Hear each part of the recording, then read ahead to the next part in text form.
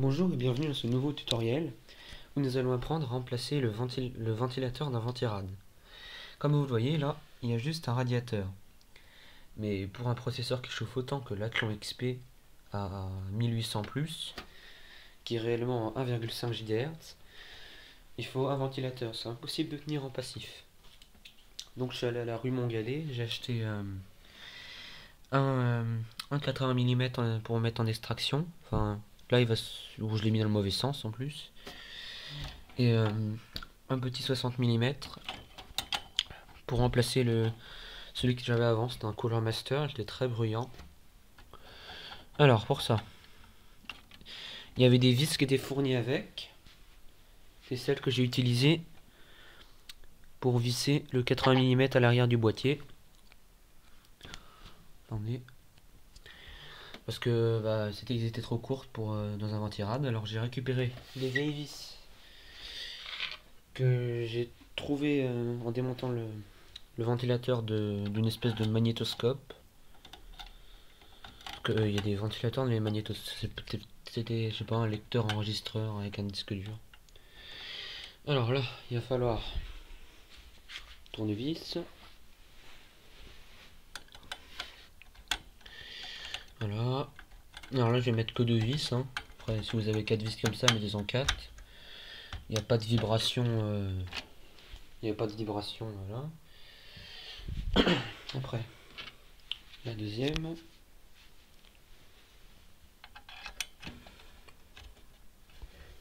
Vous avez peut-être remarqué, hein, je filme avec un téléphone. C'est beaucoup plus pratique qu'une grosse caméra. Hein. La dernière fois, j'avais un vieux téléphone. Là, maintenant, j'ai un tout neuf. C'est un orange avec Intel Inside. Il est aussi puissant qu'un iPhone 4 pour beaucoup moins cher. Oh la vis. La dernière vis, si vous montez un PC, il y aura toujours une vis qui va vous poser problème. Perso, moi la mienne, c'était cette vis là, que j'ai mis au moins 30 minutes à essayer de mettre.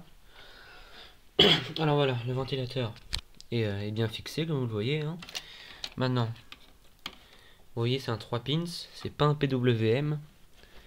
J'ai expliqué ce que c'est après le PWM. Voilà, alors vous voyez il est branché. Il y a un, deux.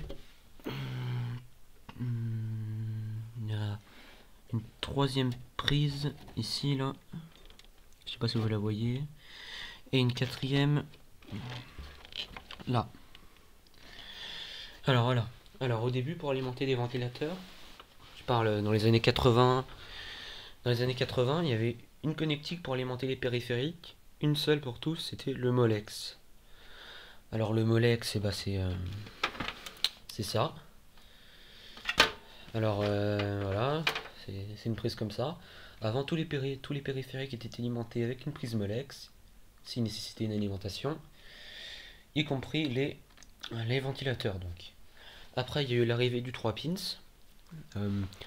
Je sais pas ce que ça change, hein, j'ai pas fait de fiche pour ce petit tuto. Et aujourd'hui, maintenant, on a le PWM où il y a 4 pins. Le pins en plus sert à régler. On peut régler l'utilisateur pour régler la vitesse du ventilateur dans le BIOS ou dans un logiciel. Voilà, j'ai branché. Alors oui, alors quelques conseils.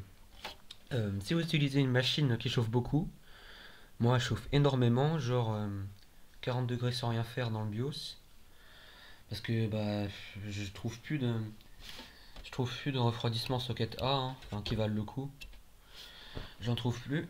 Je voulais acheter un Thermalright, oh, mon accent pourri en anglais, un Thermalright SLK 974U. C'était le top du top des ventirads socket A. Sauf que déjà je suis pas sûr que ça serait rentré dans le boîtier. Mais non, ça aurait été cool, ça aurait été classe quand même. Un gros ventilateur avec un 92 mm. 92 mm, c'est une prouesse avant cette époque. Tous les ventilateurs étaient en 60 mm, comme celui-là, ou 80 comme celui-là. Tiens, je note celui-là, il s'allume en bleu aussi. Alors, voilà. Alors, oui. Aussi, je trouve que c'est dommage que j'ai pas un bon refroidissement pour l'instant, car on l'a peut-être remarqué, j'ai une Habit Care Zeta. C'était la reine de l'overclocking en son temps. et je ne peux pas l'exploiter comme je veux. Voilà, c'est la fin de ce petit tutoriel. La prochaine fois, je sais pas ce qu'on fera. Et voilà, salut!